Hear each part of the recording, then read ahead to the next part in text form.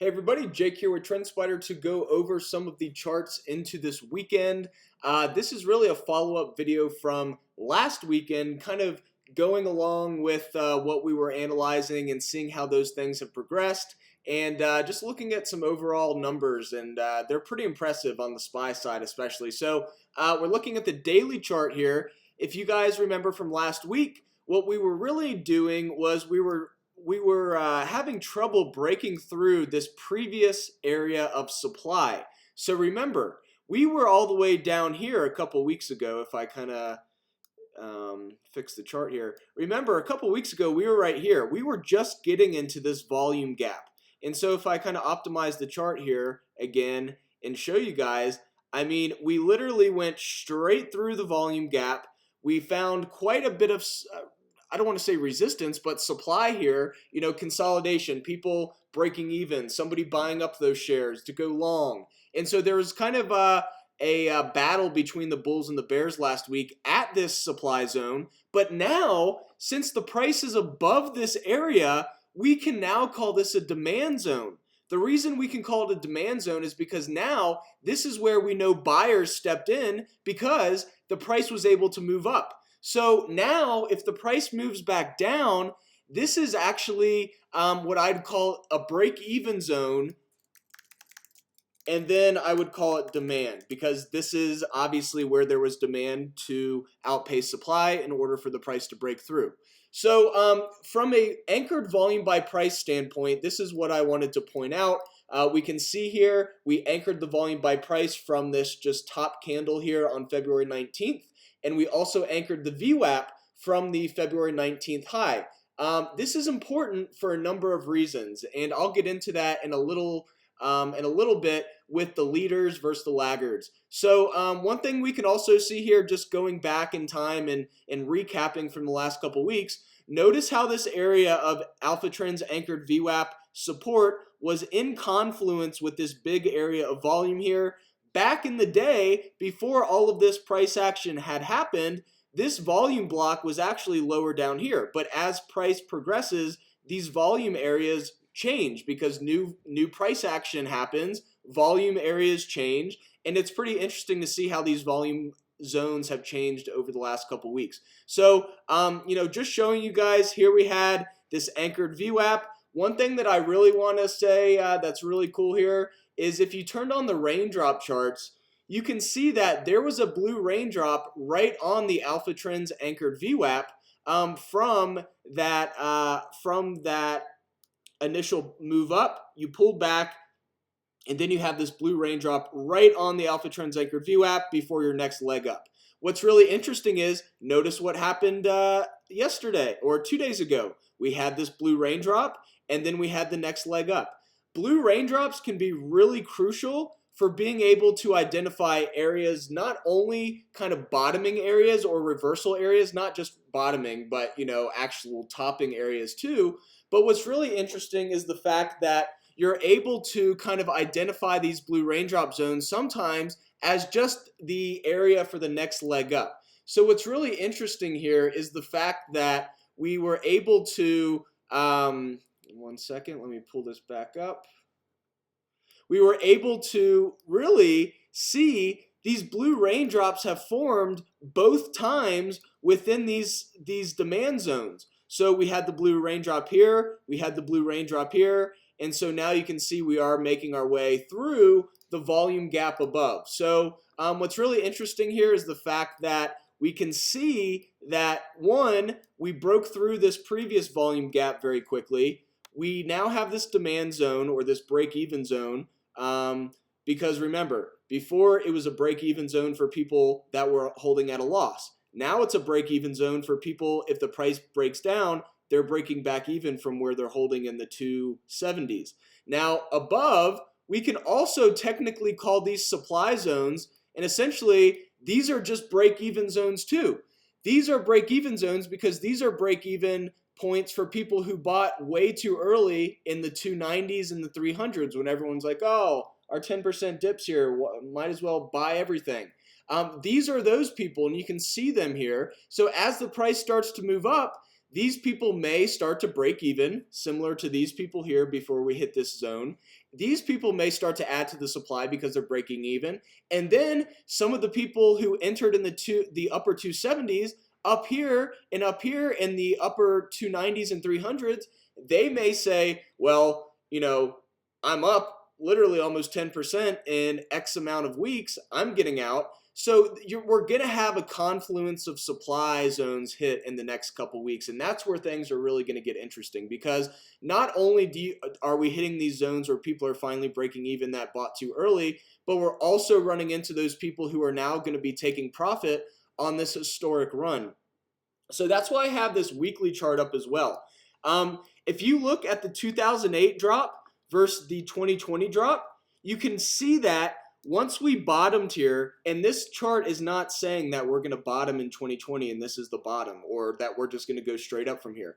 I'm simply just showing that from this capitulation point and from this capitulation point, since this weekly candle closed, within the next 3 weeks from the bottom, the price was up 13.99% in 2008. And that was after dropping from a high to a low of negative 20%. So now we're on the weekly candle, and we can see that we dropped 35% in 1 month and 1 week versus dropping 3 months and 1 week at 20%. So notice, it took us longer to drop 20% here, and it's also taking us longer to get that V. So what the point here is really to show is just the overall volatility of this whole event is unbelievable. I mean, we dropped literally 35% 1 month and 1 week. We dropped 20% 3 months and 1 week. In 2018, we thought the world was ending. So this is a pretty intense move.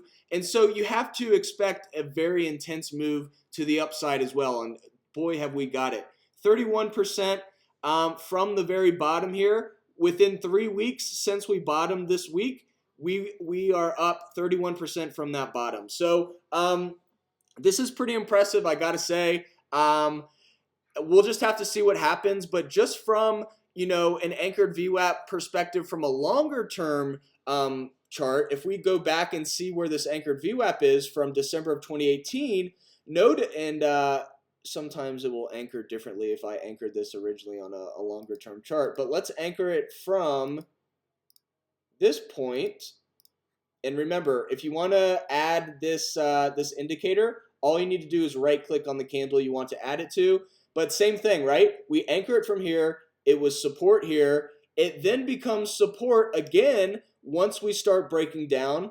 It acted as support once here, and this, I guess technically shouldn't be a red candle, but we'll just make it yellow. This was initial support, and then it was support again, and then we just broke down.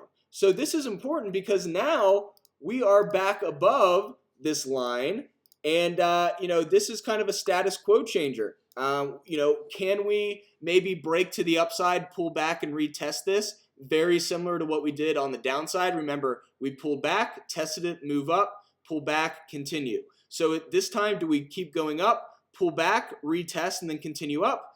We'll just have to see. But just from looking at the public feeds, even some of the news people are just so bearish on the market right now.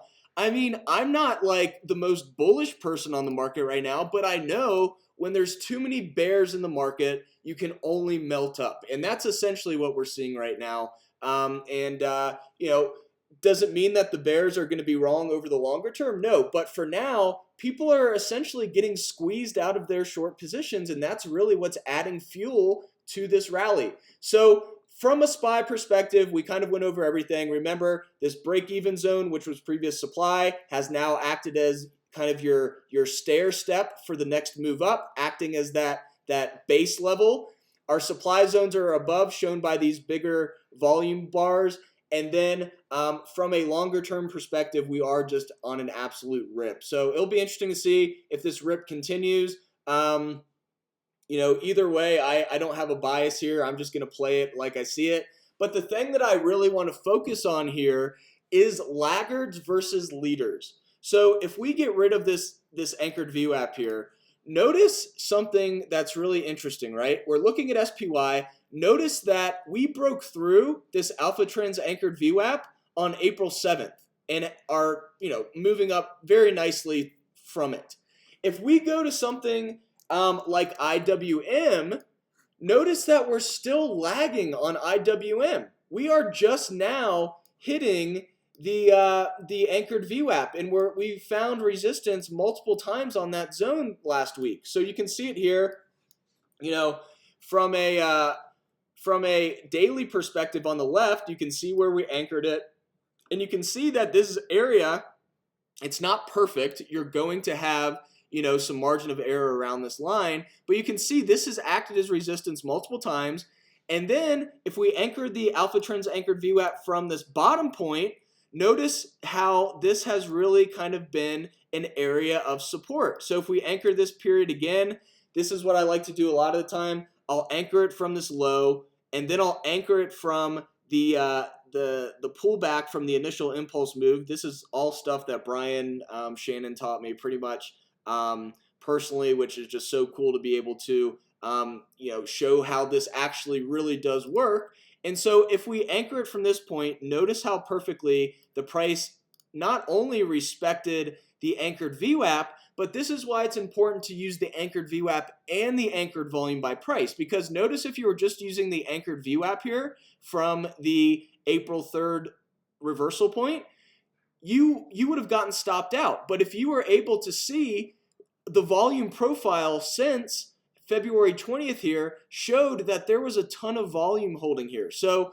being able to use these in conjunction shows you that you are able to see that obviously we did break down here, but we did have that big volume zone acting as kind of the next level of cushion or support for the price to catch a bid. And then we had the nice gap up, literally right back to this anchored VWAP, and you can see that volume above was also kind of a supply zone that needs to get through as well. So if we make this a little clearer, you'll see that this would be the big area to break through. And if we break through this area, you've got a volume gap pretty much to the 130s, and then you have a true price gap around 140. So the point of this is to show you guys that we anchored the point from the same point on SPY, but notice SPY is way up here and IWM is lagging, and it actually still has not even broken through this original VWAP.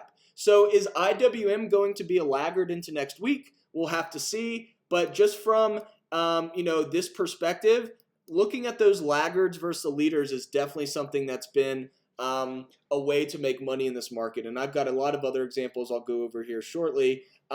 Disney, this is another example of a possible laggard in the market right now. So this is a chart that we went over last week as well. I did edit this a little bit simply because, remember, last week we were talking about that gap up and then this pullback. And so I looked at the chart again and I noticed the price action has actually really respected this zone more than the initial zone that I had, which was right around here. Neither one of them are wrong, and honestly, you can use both of these as kind of a zone rather than just one particular level. And you can see that, this is a pretty hard area of resistance. So if we broke through this ascending triangle resistance, this literally looks just like SPY did a couple weeks ago. We've got the volume gap above. We've got the next level of supply around 117. So, I'm not saying what's going to happen next week. I can't tell you what to buy or sell. I'm not an advisor. I'm not licensed. I'm simply one of the founders of TrendSpider that's helping you guys understand this a little more. But just based from a case study and research perspective, if this was to follow the same type of pattern these leaders followed, it wouldn't shock me to see some type of move up and then find some resistance around this 117 zone, because that is the next zone that we have a lot of people initially bought. Remember, we're just measuring the volume profile from February 5th.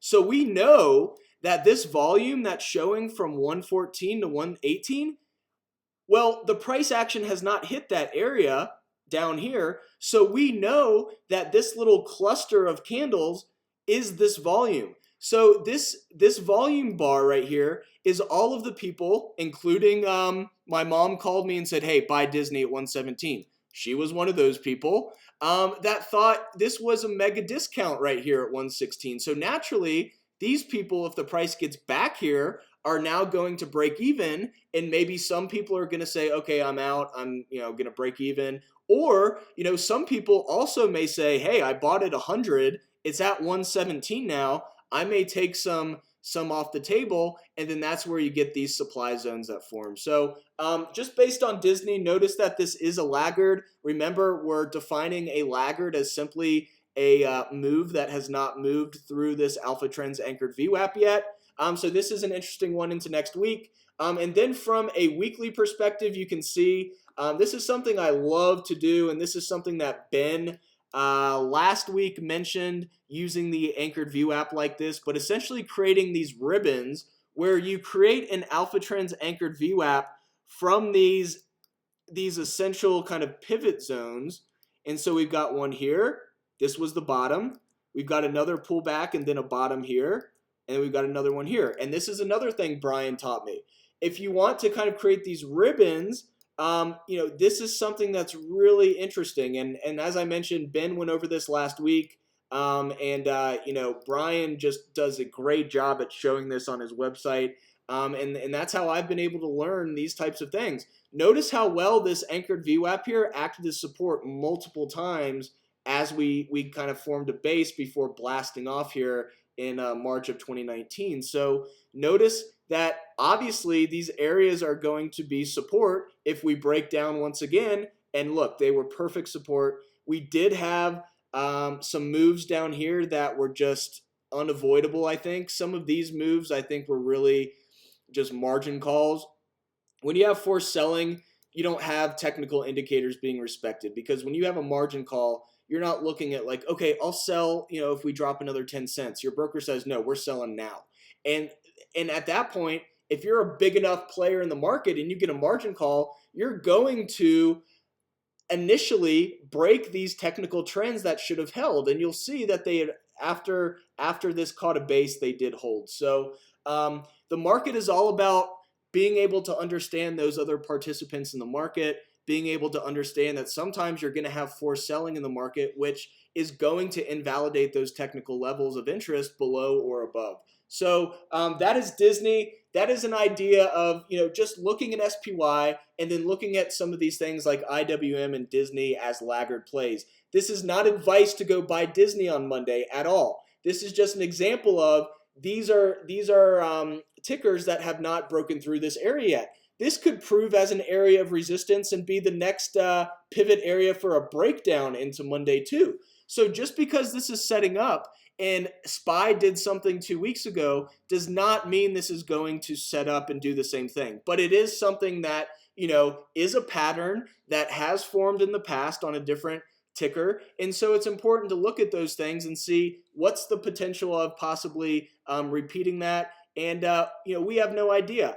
Notice here for this support line, I actually created a body-to-body trend line instead of a wick-to-wick trend line because of these kind of crazy liquidation moves. So I'm simply just connecting this body to this body, extending that line.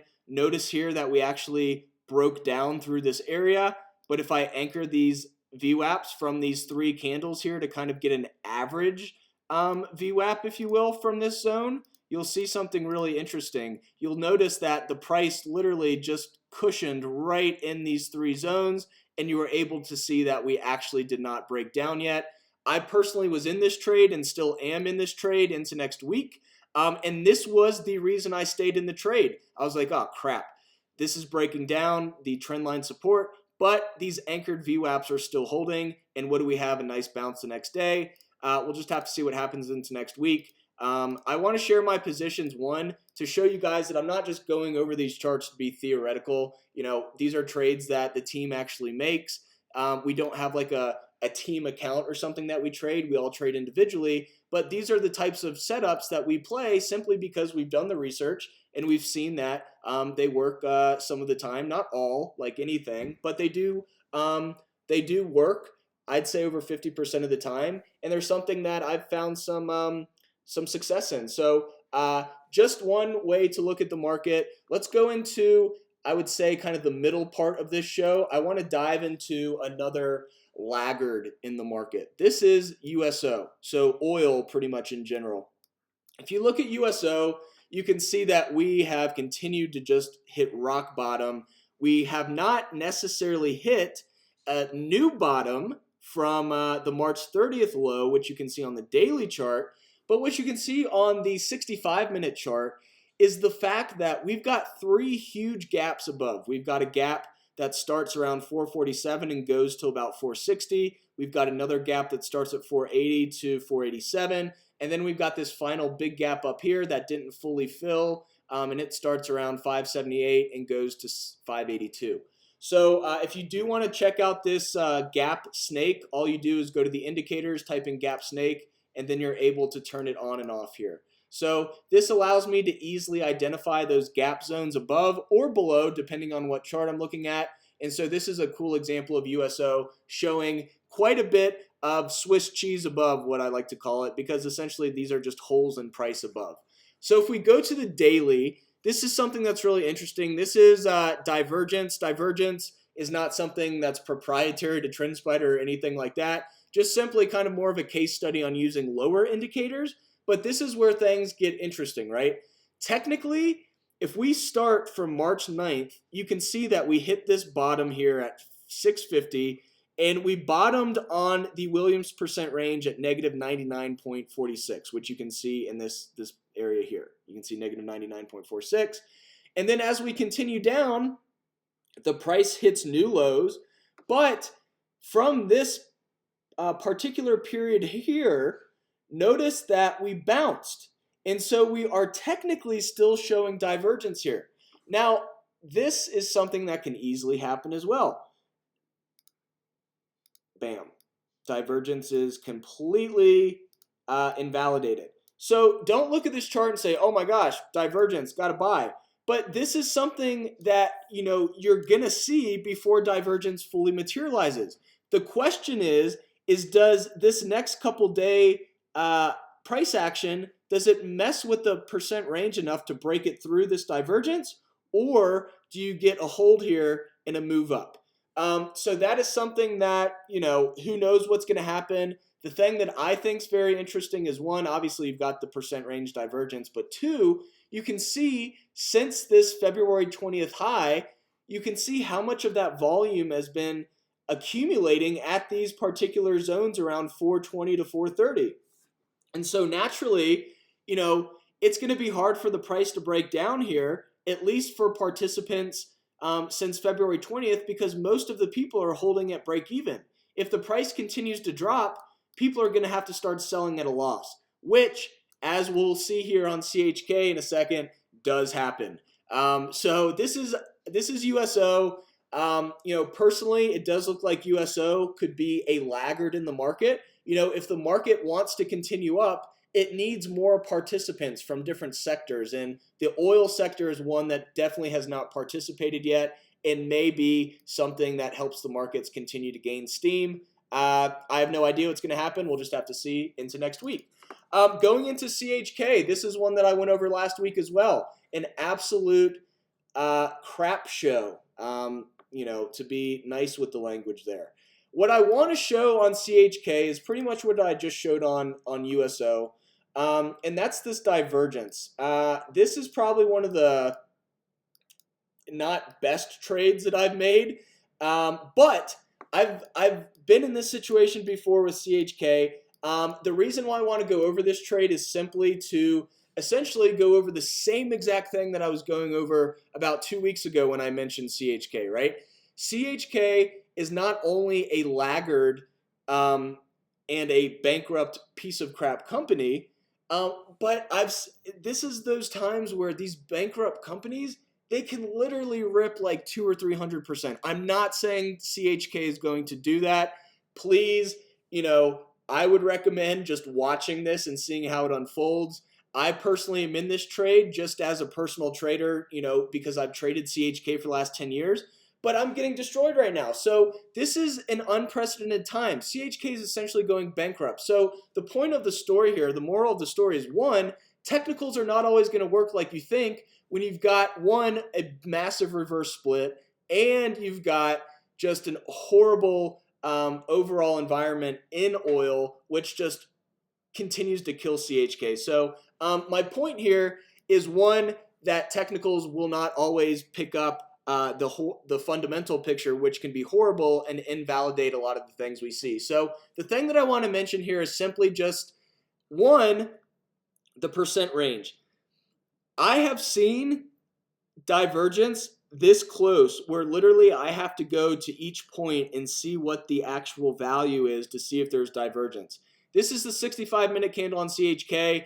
There technically is divergence here. If you look here and you look at the top left, look right here in a second, it's at negative 99.41. If I move it over, notice that's at negative 100. And so I just put those values there to show that there technically is mathematical divergence. And the gap snake shows these two huge gaps above. The only thesis here is that CHK is a high beta oil play. And you've noticed that oil has continued to take a crap, and CHK has taken a crap times 3. Not only because it just had a reverse split, but it moves extra compared to a normal USO price. So my thesis here is, if oil does catch a bid, if for some reason we have a demand shock because all of a sudden people are using oil and energy quicker than the original thoughts, if you have some type of demand shock and a 20 to 30% rip in oil, that's where you can have these high beta plays like CHK come in and literally rip 50 to 75%. Not saying that's going to happen, but that's the theory and the thesis behind it. I'm not afraid to mention, trades that I've gotten killed in. This is one that I've gotten killed in so far. But I managed my risk. I looked at what I wanted to risk, and I'm comfortable with that. But this is one that has absolutely hit lower lows as oil has hit lower highs, at least for now. If we go to a company that actually has its stuff together, like Marathon Oil, you'll see something very different, right? You'll see Marathon Oil is absolutely ripping, and you can see over the last week, it was a very strong week since we bottomed here. I mean, Marathon Oil bottomed on April 1st.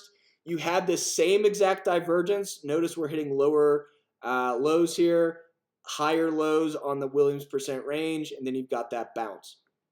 From here, I anchored the VWAP from this bottom point, and then we can see that the price has really kind of ridden up that line and now finally bounced nicely off of it on Friday. So the fact that some of these oil companies like MRO, Exxon, Schlumberger are catching a bid makes me think that the sentiment oil is changing, because it's a lot easier to push up an individual stock price than it is to push up the price of oil. So is this kind of the first chapter of the oil saga, where essentially you've got these oil companies showing the move up, and then you have oil following?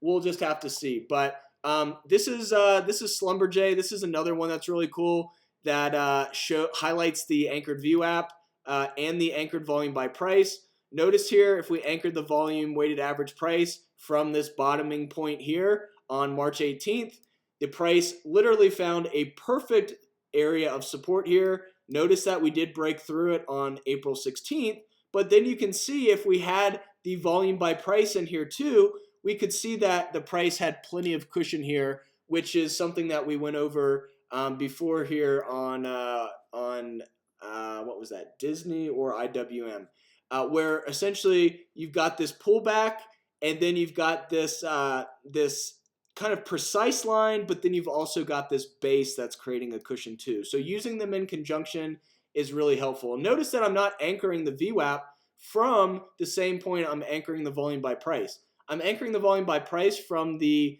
reversal point here on February 12th, and then I'm anchoring the VWAP from this bottom point. And so you'll see you don't always have to anchor both of them at the same point. So this is Schlumberger, just a really cool example of bouncing right off that demand zone, which essentially, like we said, if the price was way up at 18, these people holding right here are holding at a profit, right?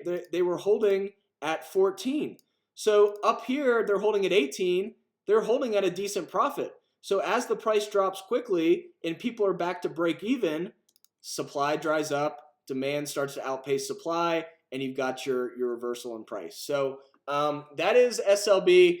The last thing I want to talk about in this video that seems to just be going on forever, and I apologize for that, is this laggard setup that I found on a couple plays here. So Tesla, we've got a really cool example here. We anchored the volume by price from February 19th, which was the reversal point here and the highest open we had.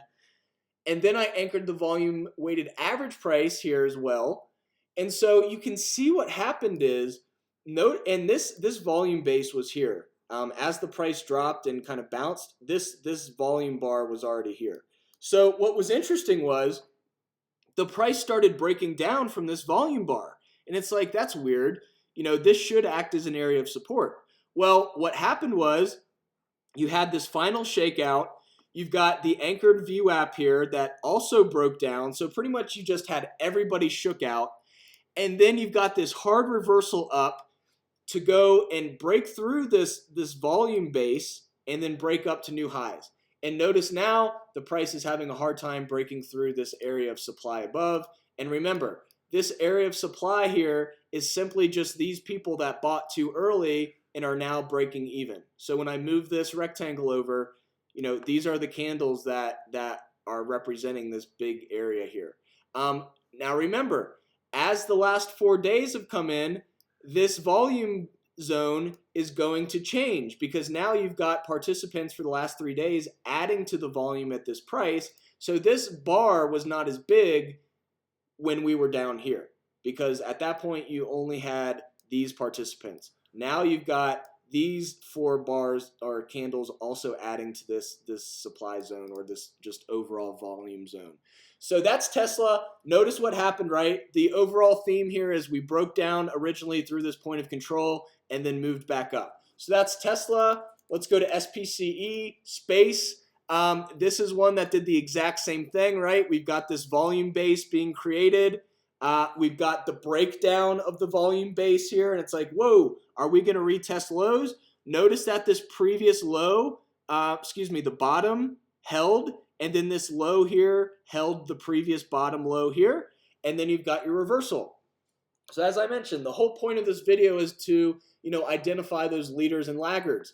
I would identify Tesla and SPCE as the leader. They're the ones that have already made this move. If you look at something like GE, you'll see that this GE is literally like right in the move from a couple weeks ago on SPCE and Tesla, right? We broke down through this volume bar. We held the previous low here. We also have this massive area of volume creating a base. And so, you know, is the question, or the question becomes, is this going to do the same exact thing as Tesla and SPCE did? And is GE just a laggard? GE does not have anything to do with SPCE or Tesla.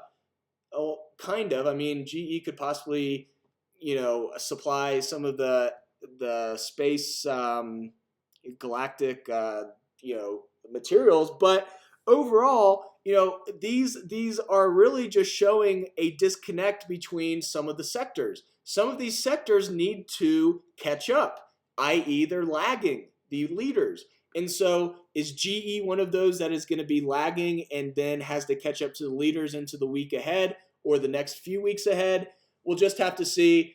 You know, I will, you know, tell you guys I'm in GE and I'm in Disney and then I'm in CHK. So those are the 3 stocks that I'm in because of some of these case studies that we went over today. All of the other ones are just cool case studies that I wanted to show. You know, SPCE and Tesla were really fascinating to watch just materialize. So I said, okay, well, I saw SPC and Tesla do this. I might as well try it on, you know, a laggard and see what happens. So that is the whole video for today. I want to mention a few things. One, obviously, we have our podcast tomorrow with our guest Steve Burns at 6 p.m. Eastern Time. And then 2, we have a massive event coming up on Sunday of next week on April 26th. starting at 10 a.m. Eastern, and we're going to be having 8 different guests on. We're going to be having Brian Shannon from Alphatrends. We're going to be having Greg Krupinski. We're going to be having JC Peretz. We're going to be having Rob Smith, and then we're going to have a 2-part series of kind of analyzing the markets with 2 different presenters and myself as the moderator. The first one on the U.S. markets and just overall equities is going to be with Jeremy Newsom and Trader Amog.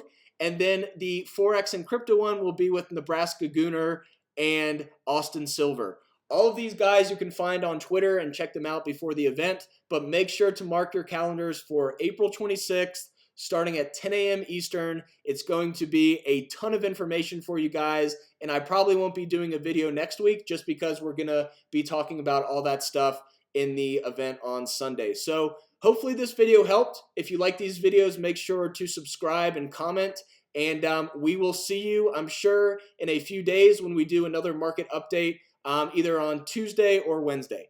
Thanks so much for your time. Have a great weekend, and make sure to subscribe if you like these videos.